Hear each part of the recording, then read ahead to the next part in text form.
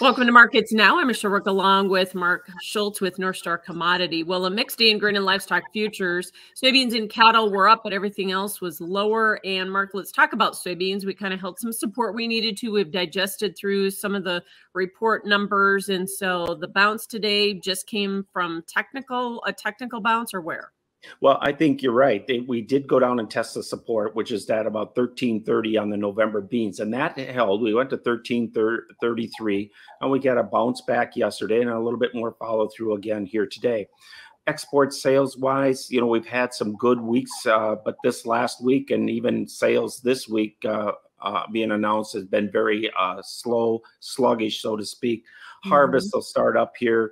You're getting a few people going to the field right now, but not enough to establish a trend. But what has been taking place, it's definitely a little bit less than a year ago that we're seeing coming in to the tune of maybe 5 to 15%, depending on where you're located. So at least the beans have at least a story that is still very, very tight situation in here. The corn and the wheat, that's just a harder one to build on, simply because the export demand is not very impressive at this point, and it's going to have to be a corn yield that has to fall even further to the downside of 2, 3, or 4 bushel per acre to move the needle that things get a little bit tighter. So specifically, since you brought up corn, so we were down today. Obviously, the wheat market didn't help, but corn did hold the August low. Was that a double bottom, or do we go back and retest that area? Well, I'll say this, it's very critical, and I'm actually, you draw the line in the sand at $4.72 on December corn. If we start closing below that, when I look at the charts today, it looks like you can build a friendly case because it looks like a double bottom. But if you take out and you start closing below 472, you quickly turn the charts into a very negative looking situation, and that will likely drive the market a little bit lower. I think wheat is the key in here. I've always said, I think you got to turn the wheat market first to give the corn some hope. And you can really see that when wheat is up yesterday, the corn is firmer as well. But as soon as you have the wheat market, which can't seem to find any continued movement to the upside, it's 1 day up or 2 days up, and then it gives it all back again. That still struggles. A kind of a big number there, I think, is 754 on December KC wheat, but you're going to have to do that here tomorrow, close above it. That's a pretty strong move to the upside. What I do like, at least technically speaking, is European wheat, Matif wheat, does it as we speak, and you still got 1 more day to trade, but it is working on an outside up week over in Europe. That hopefully is a sign of some better things to come for us, and maybe spills over here into the U.S.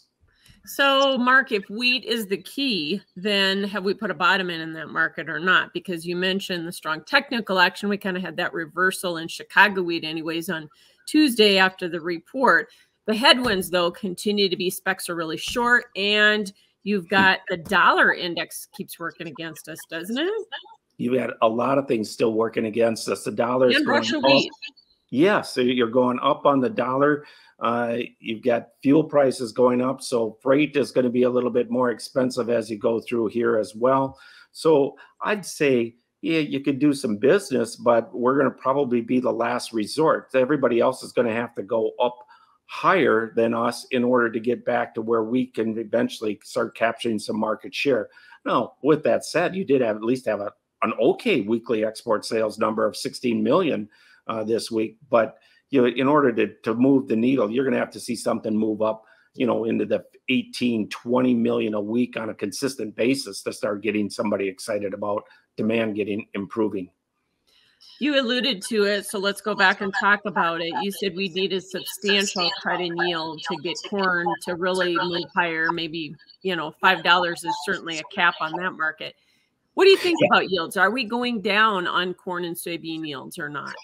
The little bit that we're getting right now from our customer base, where it has been and expected to be poor yields, they are coming in short of, and maybe even a little less of expectations. However, we're running also in some pockets where it's been pretty good, and the yields have been central Iowa to 250 bushel per acre across the scale. That's impressive.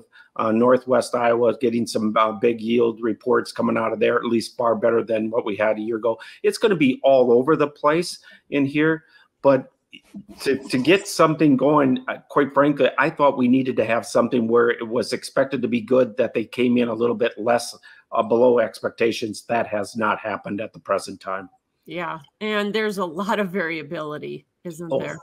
Oh, in the fields, I mean, I have customers that have told me the yield monitor on doing corn in a 100-acre field in some of these areas that are a little bit on the edge, and not uncommon to be 20 bushel per acre to read all the way up to 240 bushel per acre on the yield monitor. Up and down the hills, there can be a wide variation. And the cattle market, wow, big day today. Let's talk about that. New contract highs in December on back in the live cattle futures, all-time highs in the feeders once again. What, funds piling back in? Was there a fundamental reason that we pushed this so hard? Well, I really didn't see anything on the fundamental side. Quite frankly, the box beef prices are going a little bit lower. Your export weekly sales, a little over 6,000 tons, nothing to write home about on that. For the month of July, you've got beef exports going down significantly, beef imports going up significantly, and that goes back to your currency. So with your dollar being higher, we can go buy somebody else's beef cheaper than what we can produce ourselves. So we're importing more beef, and on the other side, we can't export enough of our beef because not only is it high price here, you put on another 100 or another 5% tack on, and it just gets to be more expensive. So I don't see anything changing on that front. Overall, the bottom line still is that you're going to have to, your total meat production for beef is going to be down some 6 to 7% in the first half of 2024's projection. And something's got to change on that. So you're going to have to curb demand. So far, domestic demand appears as though that is still holding. Now, fuel prices going up,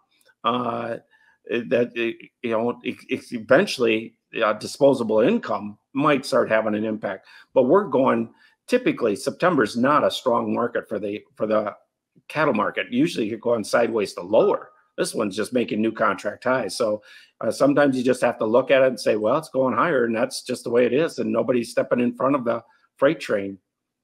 Yeah, and yesterday it felt like we kind of followed the negative or bearish CPI numbers, and then today the stock market being up big must have probably brought some money into the cattle complex too. Well, I think that, and I think a little bit that the cash market was a little bit lower, or talk of being lower last week and then early part of this week. And it looks as though, at least today, that the bids went a little stronger here in the afternoon. Not enough cash trade to determine. And that's been the other caveat in this market, and that is you don't get a cash market trade until basically after the market's closed, and basically you don't even get a good cash trade until Friday afternoon after everything's been closed. But the futures are anticipating that we're going to go higher. Yeah, it's been tough to find cash news, that is for sure. Hog market, what about that one? We sat back here today. Was that just because of the cutout drop, or was that some profit taking after that recent run up that we've had here, or not? Well, a little bit of an issue that we might have here with the hogs. We're bringing in more live feeder pigs in from Canada, and that's been happening for the last 3 months. So in the health of the pigs in the U.S. has been more pigs per litter also. So a lot of the barns are full here in the upper Midwest. And on top of that, same thing, you've got a strong dollar. Now you've got the talk of Hormel, pork processing plant, slaughtering plant in south central Minnesota, talking about possibility of voting to whether workers go on strike. That would be the last thing we would need, is to slow down kill capacity in this country. That would be devastating and probably put the pressure on the cash market and drive prices lower. Yeah. All right. So you think the uncertainty about that strike was kind of what pushed us down here then, huh? I kind of do. I think for the short term, it's a little bit of nervousness, myself included. If I look at fundamentals, the only really the negative part on the hogs is the number of pigs that are coming out, production. Otherwise, everything else is pretty good in here. If you look at the technicals, it's pretty good. One thing I will say, though, watch the technicals. The last thing I want to see happen tomorrow is December hogs close below $74. That, on a technical side, would not be good. Yeah, that's why I asked you about profit taking, because we had just gotten above some pretty stiff overhead resistance, and I didn't know if it was just the funds taking some money off the table or what that was. So, all right. Thanks for joining us. That's Mark Schultz with Northstar Commodity, and that's Markets Now.